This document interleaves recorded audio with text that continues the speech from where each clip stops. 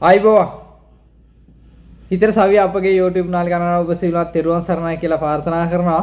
ඉතින් මේ කතා කරන කාරණාව ඔයාලා දැන් සමාජයේ නිරන්තරයෙන් අවධානය යොමු කියලා තියෙන කාරණාවක්. මෙන්න මේ රටේ න අපේ අය මුලා කරනවා VIP ගවල් වලට තමයි ඔයාලා යවන්නේ කියලා මුලා කිරීමක් කරලා ඒක අවස්ථාවක් කරගෙන රටකට එවනවා. ඉතින් ඔය ගැන පැහැදිලි කිරීමක් තමයි කරන්නේ. ඉතින් මුලින්ම ස්තුතිවන්ත වෙනවා අපිත් එක්ක රැඳී සිටිලා අපිට සහයෝගය දීලා නිරන්තරයෙන් අපේ වීඩියෝ නරඹලා ඒවට ඔබගේ අදහස් ලියන සීලමු දෙනාට ඉතින් ආදරෙන් ඉල්ලන්න දිගටම රැඳී සිටින්න කියලා. ඉතින් මොකද්ද මේ VIP කතාව? මේ රටකට එවන්න ඕනිකමට VIP කියනවා මිසක් මේ රටකට ආවට පස්සේ ওই කතා නැහැ. මොන හරි කරදරයක් වෙලා පැමිණිල්ලක් දැම්මහම පස්සේ ඒජන්සිය මැදිහත් වෙන්නේ අවසානට මොකද්ද වෙන්නේ? කවුරු හරි බාරකරු හරහා විදේශයකට පැමිණිල්ලක් දාලා ඒකත් දින 14ක් වෙනකම් බලන් ඉඳලා තමයි මෙහෙට විසඳුම් ගන්න පුළුවන්. ඉක්මන් විසඳුම් නැහැ. හැබැයි එවන්න VIP ගවලට යන්නේ කිසි කරදරයක් නැහැ සීල පහසුකම් දෙනවා කියලා ලොකු බිල් එකක් මවනවා. එහෙම කරලා තමයි රටවලට එවන්නේ. රටවලට එවනවා විතරයි. හෙලෝ. මල්ලි. ඔව් අක්කේ කියන්නකෝ. මේ මල්ලි අර අපිට බෝනස් එක හම්බ වෙයිද අර ගෙවල් මාරුනා නිසාද? ගෙවල් මාරුනා කියන්නේ කොහොමද මාරුනේ? ඇයිද මම ඒක ගෙදරට මාස 6ක් වැඩ කරලා ඉඳලානේ මේ ගෙදරට ආවේ. ඔව්. ඒ නිසා මේ අපිට දැන් බෝනස් එක හම්බ වෙයිද මේ ගෙදර? දැන් ඔයා ආපු ඒජන්සිය මොකක්ද අක්කේ? ආවි මම දැන් ලංකාවේ යන නිල්වාලා එකෙන්නේ. ඔව්. ඒකට කතා කරාද ඔයා? ඒකට නම් කතා කරේ නෑ මල්ලි. ඉතින් ඔයාලා විදේශගත වෙන ක්‍රමවේදයක්ගේ ගිවිසුමක් අත්සන් කරලා එනකොට ඒකේ තමයි මේ හැමදේම තියෙන්නේ. කරුණු කාරණා සියල්ල ඇතුළත් වෙලා තියෙන ගිවිසුම වල තමයි ඔයාලා අත්සන් කරන්නේ. ඒජන්සියනේ මැදිහත් උනේ. ඉතින් ඒජන්සියෙන් තමයි ඉස්සලා ඔයාලා තොරතුරු අහන්න ඕන.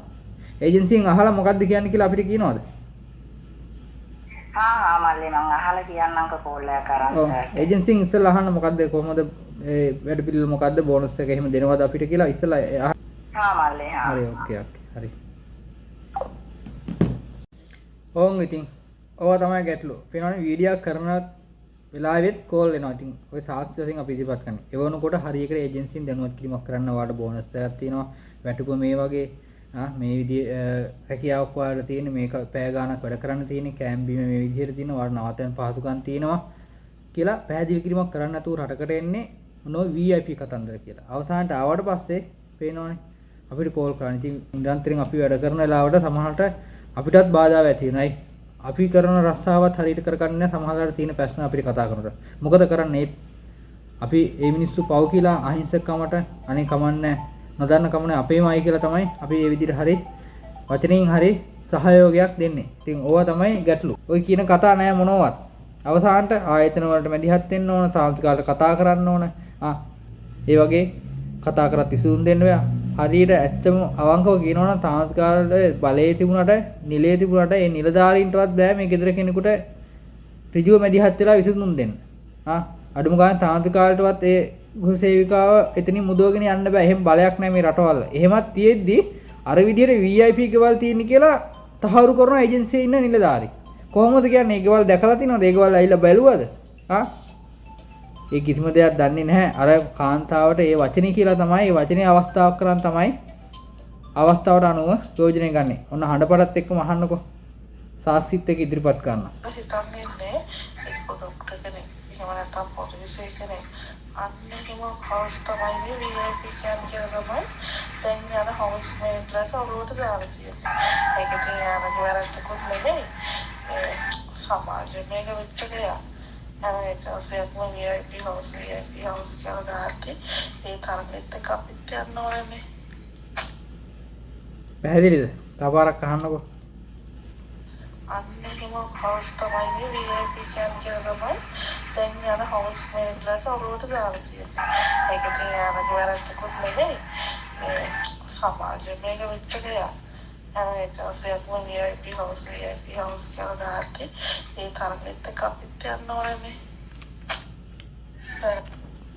ඔන්න ඕක තමයි ඇත්ත පැත්ත. ඒ විදිහේ දෙයක් ඔලුවට දැම්මම තමයි ගෘහසේවිකාවක් රටට ඒවා ගන්න ක්‍රමවේදයේදී සාර්ථක වෙන්නේ. ඉතින් හැම ඒජන්සියක්ම ඒක අවස්ථාවක් කරන් තමයි මේ රට එවන්නේ. නැතුව VIP එකක් හොයලා දෙනවා කියන එක නෙමෙයි. යවන්නේ VIP එකකට කියලා මුලාවේ දාගන්න අවස්ථාවට ඒක අනුව පාවිච්චි කිරීමක් තමයි. ඉතින් අපේ කාන්තාවන් වීඩියෝ දාලා ඒක අවස්ථාවක් කරන් පාවිච්චි වෙනවා. ඉතින් ඒක තමයි අපේ සමාජය පැහැදිලි කරේ. අපි මේ ඒජන්සි එක්කවත් මේ සහෝදරියෝ එක්කවත් කිසිම කෙනෙක් එක්ක අමනාප වෙන අපිත් ආසයි. අපි රටකට ඇවිල්ලා රස්සාවක් කරනවා වගේම අපේ කෙනෙක් ඇවිල්ලා මේ රටකට ඇවිල්ලා රස්සාවක් කරලා කීයක් හරි හොයාගෙන දියුණු වෙලා ලංකාවේ ලස්සනට ඉන්නවා දකින්නකොට අපේ උන් කොයිතරම් සතුටක් දැනෙනවද.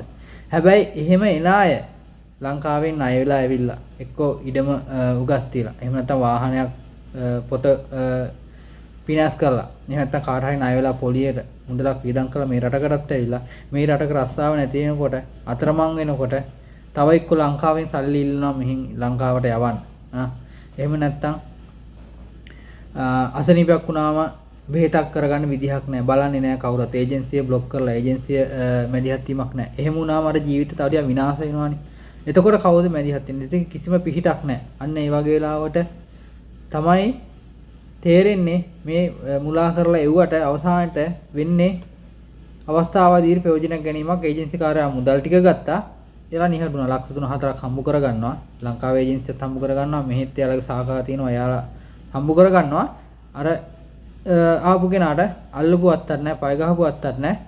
තව ටිකක් විනාශයට තමයිපත් වෙන්නේ. ඉතින් ඊට පස්සේ ඒ ජීවිත කොයිතරම් අමාරුවේ වැටෙනවද? අනාථ වෙනවද? ලංකාවේ කොයිතරම් එහෙම ජීවිත විනාශ වෙච්ච ඒවා ඉන්නවද? ඔය ඒජන්සි වලින් බැලුවද? හොයලා බලනවද? ඒවට පිහිටක් වෙනවද? ඒවා කිසිම දෙයක් නැහැ. රටෙන් නිකුවා පොත බාර දුන්නාම මොනවා හරි බයිලක් ගහලා රටට එව්වා, මුදල් ටික ගත්තා, අත පිහදා ගත්තා. එතනින් ගණන් ඉවරයි. ඊට පස්සේ මේ තාන්තිකාවට කතා කරන්නයි, විදේශයක ෆැමිලි දාන්නයි, ෆැමිලි දැම්ම දවස් 14ක් නිකන් බලාගෙන ඉන්න කියන්නයි. මෙහි කන්න නැහැ, ගෙදර පඩිය දෙන්නේ නැහැ. නොයෙකුත් වෙන අතවර සිද්ධ වෙනවා. ඒවට මැදිහත් වීමක් නැහැ. ඔන්න ඔය වගේ අපායකට දාලා ඔය වගේ ජීවිත විනාශ කරනවා. අන්න ඒකට තමයි අපි මැදිහත් වෙන්නේ. මුලින්ම අපේ රටේ කාන්තාවන් ඔව් විදේශගත වෙන අපේ සහෝදරයන් මුලා වෙන්නේ ඒජන්සිය හරහා. දෙවෙනියට එක්ක මේ රට වැඩ කරනකොට පඩිය හම්බ වෙන්නේ නැහැ. කන්න බොන්න නැහැ. මොනවා හරි කරදරයක් කළා එතන මුලා වෙනවා. එතනදී කරදරයටපත් වෙනවා. ඊළඟට ගෙදර හොඳයි පඩිය හම්බ වෙන හැමදේම වෙනවා. එක්ක ඔන්න ඔන්ලයින් වලින් මොනවා හරි බඩු ගෙන්නගෙන එතන වංචාවට ලක් වෙනවා. එහෙම නැත්නම් ওই කාගෝ වලින් බඩු දාන්න ගිහිල්ලා අවසානට එතන මුලාවට ලක් වෙනවා. ඔය කිසිම පැස්නකරවත් ආයතනයකින් නිලයක් බලයක් ඇතුව මැදිහත් වෙන ක්‍රමවේදයක් තියනවාද? නිලධාරීන් ඉන්නවද? ඇයි ඒවට බැරි? වැඩපිළිවෙල හදන්න.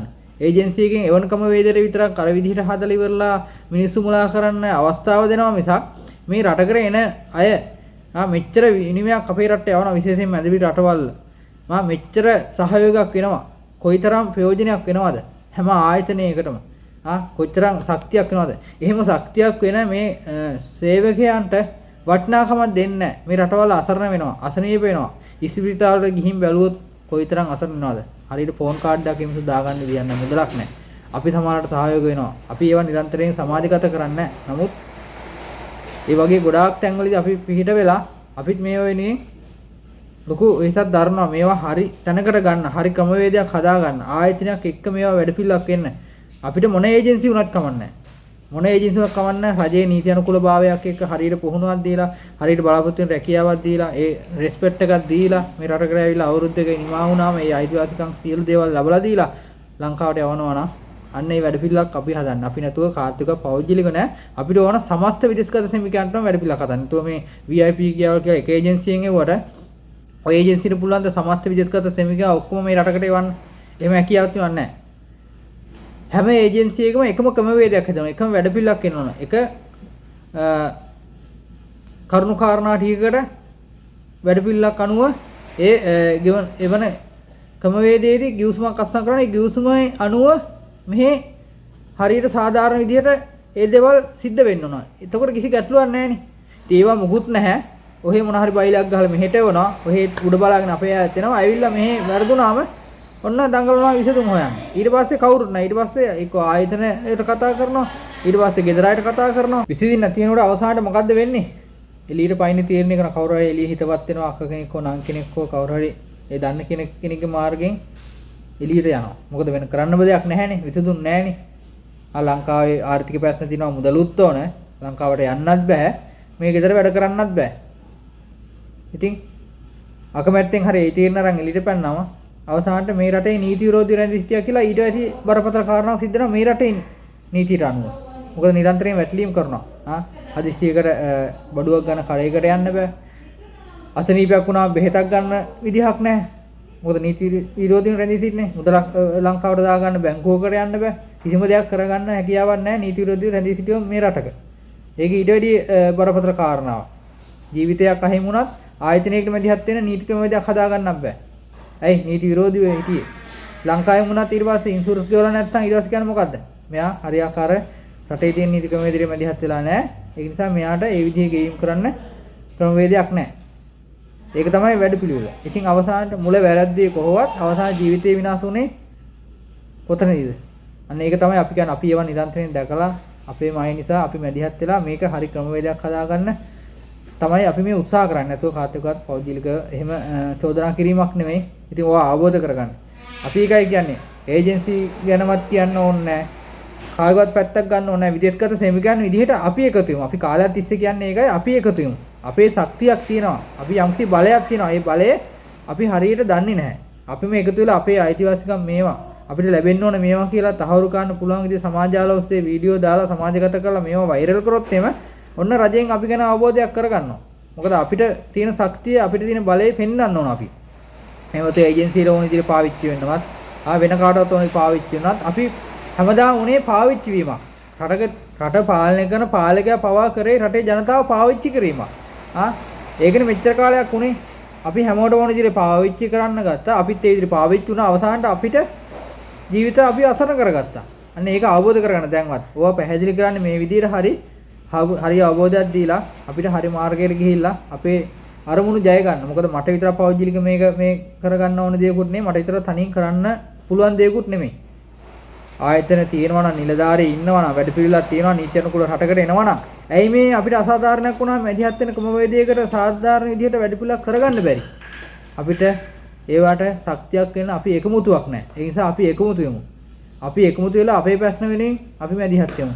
ඒ ඔය දේ සාර්ථක මේ ක්‍රමවේදයක් හැදුනොත් ඔන්න අපිට වගේම අපෙන් පස්සෙත් මේ රටකට එන අයට කිසිම ගැටලුවක් නැතුව විදේශගත වෙන ක්‍රමවේදයේ රෙස්පෙක්ට් විදිහට ඇවිල්ලා රස්සාව කරලා ඒ බලාපොරොත්තු ඉෂ්ට කරන්න පුළුවන්. එහෙම නැතුව මේවා මේ විදිහටම යන්න ගියොත් එහෙම හැමෝම අපෙන් පාවිච්චි කරන අපිව පාවිච්චි වෙනවා. අපේ ජීවිතات විනාශ වෙනවා. හැමදාම අපි අතරමං වෙනවා වගේම ඊළඟට එන පරම්පරාවත් ජීවිත අතරමං කර ගැනීම තමයි මේ රට එන ක්‍රමවේදය හැදෙන්නේ.